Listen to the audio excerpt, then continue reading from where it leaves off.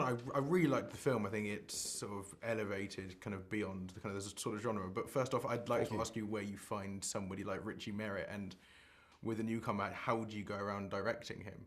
It's a different process. Well, finding him was, I went to a casting director that street cast before. I went to Des Hamilton in the UK and someone called Jennifer Vendetti in the US, and they've lots of experience in street casting.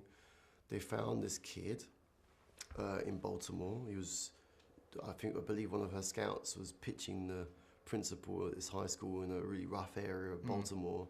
And as they were coming out of the office, this kid was waiting outside, and because he was in trouble, and the principal was like, "Well, you can start with this one here," and he's the one that ended up being in it. And they did an improvisation, I think, where he stole someone's phone, and he stole her phone. And the tapes were coming in every week at that point with their selects. He was one of their choices in that bunch, and he stood out to me. I was like, okay, I'd really like to meet him. I met him and another kid, and after a while I was like, okay, it just came down to him. I was like, at the same time, meantime, I was still looking at actors. I was still meeting actors. And this was like a two-pronged attack. We're meeting actors and trying the traditional process, and at the same time, the street casting process. But the street casting process, you can't just find the kid and go, all right, let's audition him. You find, I always said, look, let's find people that might be good, and then give them a fighting chance by doing workshops with them and tutoring them and helping them before they do an audition. So we found two that we liked. Then it came down to Richie, and he flew out to see me in Cleveland, and I workshopped with him. And I got an acting coach with him as well, and we did some work and with some other actors.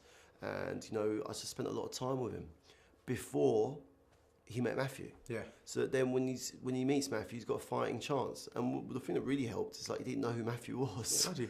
He didn't, he's not like, he's that kid that, he watches Fast and the Furious. He's never seen a Matthew film, like, I just couldn't believe it. But yeah, he was 15 years old, didn't know who he was unfazed. So being natural and being himself was not a problem. And he was really impressive with Matthew, What was really great as well was seeing the chemistry. Well, I'm not just casting him, I'm casting the relationship. Yeah. It's a father and son story.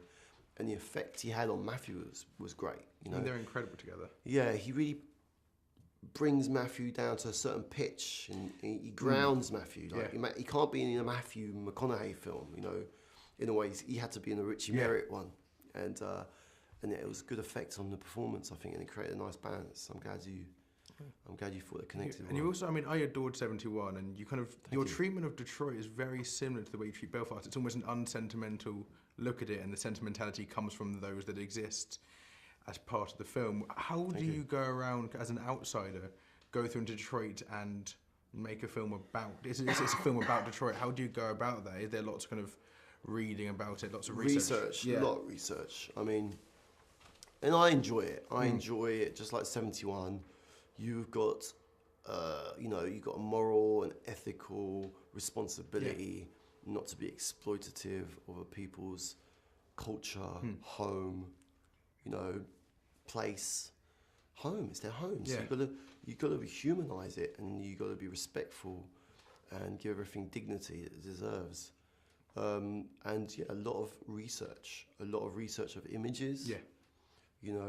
Thankfully, there's loads of it. Now with YouTube, you can watch news footage all the time. I find news footage a great source of visual research.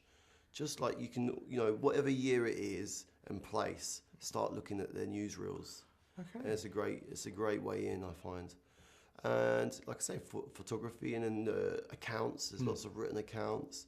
And then I really like meeting people. Memory is a tricky thing. Yeah. So people recounting events is always a little bit, it's got a point of view slanted on it, and people have selective memories.